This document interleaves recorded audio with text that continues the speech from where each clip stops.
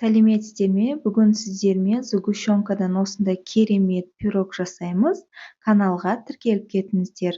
Бізге керегі жұмыртқа, 2 жұмыртқа, қант, жақсылап миксерлейміз.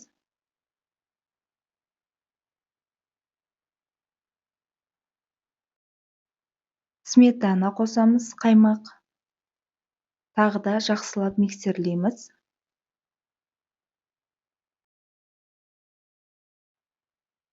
Мұздатқышта тұрған сары майымызды 150 грамм үткіштен өткіземіз жақсылап.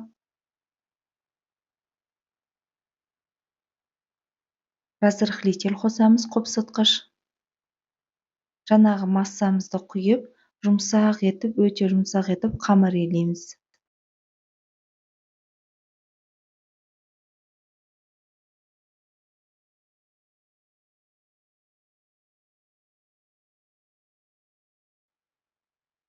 Дайын болған қамырымызды 2 бөлікке бөлеміз.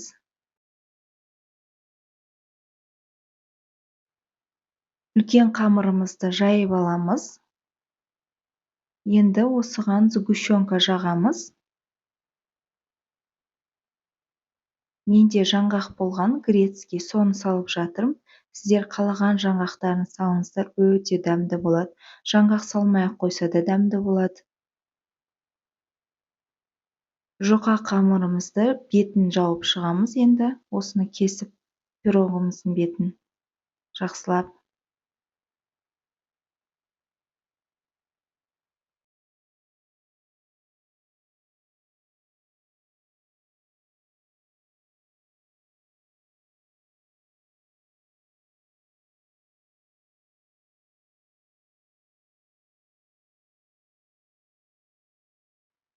Енді пирогымызға жұмыртқаның сарысын жағамыз.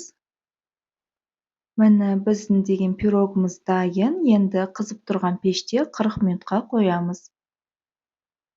Міне біздің пирогымыз дайын. Өте иісі керемет шығып тұр.